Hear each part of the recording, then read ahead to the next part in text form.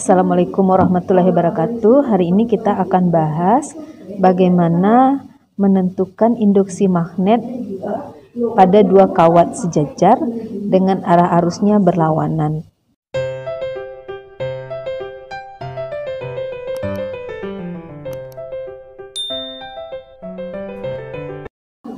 Dari gambar sudah kamu lihat bahwa ada dua kawat. Kawat pertama arusnya ke bawah, kawat kedua arusnya ke atas. Jarak kedua kawat 0,6, jadi harus 3 ampere, jaraknya ada 0,6. Kemudian pertanyaan soal adalah tentukan induksi magnet pada titik P. Titik P berada di antara kedua kawat.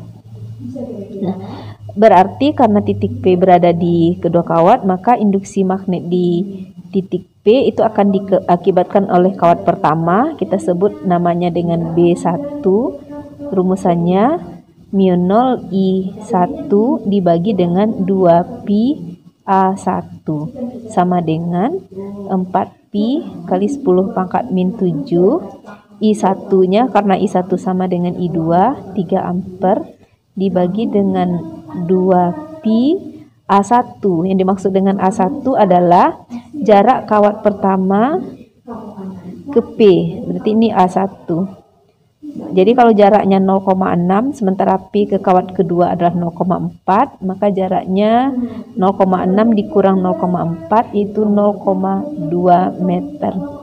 Sama dengan ini 2 dikali 3 6. Atau ini boleh juga di 2 dibagi 0,2 di 10. Berarti jadinya adalah berapa tuh? 6 di 30 ya.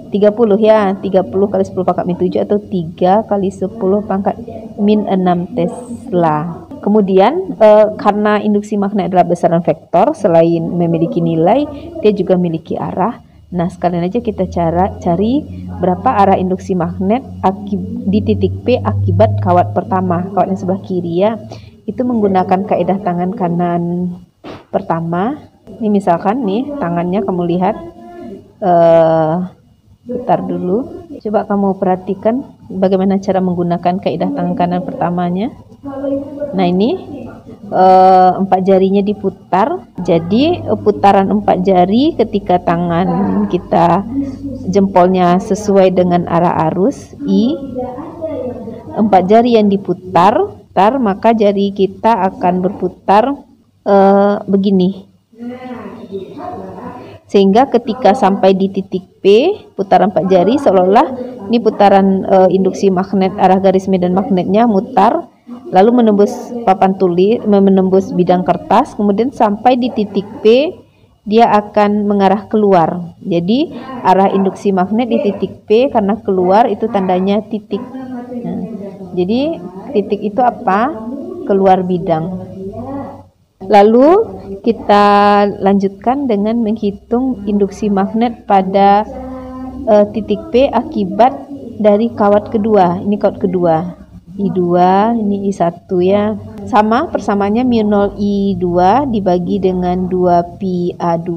Dalam hal ini μ0 tetap 4pi 10 min 7. I2 karena arusnya sama-sama 3 ampere dibagi dengan 2pi A2 jarak titik P ke kawat kedua itu sudah ada 0,4 meter sama dengan untuk setengah dari ini hasilnya 1,5 ya. 1,5 kali 10 pangkat min 6 Tesla. Tuh. Nah, arahnya gimana? Maka arahnya kita gunakan juga kaidah tangan kanan pertama. Saya lihat tangannya lagi. Tangannya datang. Nah, kayak gini. Nih, coba lihat jempol kamu ke atas, putar 4 jari menggenggam kawat. Kamu bisa melihat bahwa arah 4 jari kita berputarnya ketika kuat arus ke atas, arah 4 jari seolah-olah mutar dari belakang itu ke depannya begini. Nah, gitu. Ini arah induksi magnet B dengan arah arus ke atas I. Ini arah B.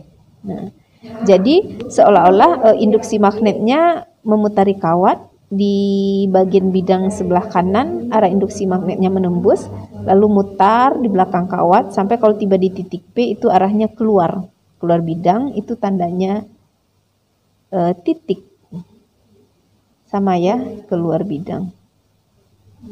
Jadi akhirnya ternyata jika kawat arah arusnya berlawanan, kan I1 arahnya ke bawah, I2 arah arusnya ke atas, jadinya induksi magnet total di titik P justru searah, sama-sama keluar bidang. Karena sama-sama keluar bidang, Ibu yakin kamu sudah tahu bahwa B totalnya adalah, bahwa akhirnya B totalnya karena sama-sama keluar bidang, tentu B1 ditambah B2 sama dengan ditambahkan 3 kali 10 pangkat min 6 ditambah 1,5 kali 10 pangkat min 6. Min 6 tambah 1,5 kali 10 pangkat min 6 sama dengan 3 ditambah 1,5 itu kan 4,5 ya. 4,5 kali 10 pangkat min 6 Tesla, tentu saja dengan arah total keluar bidang karena B1 keluar bidang, B2 keluar bidang. Oke, demikian saja pembahasan induksi magnet. Bagaimana mencari induksi magnet total apabila kawat mempengaruhi suatu titik itu lebih dari satu. Demikian saja. Assalamualaikum warahmatullahi wabarakatuh.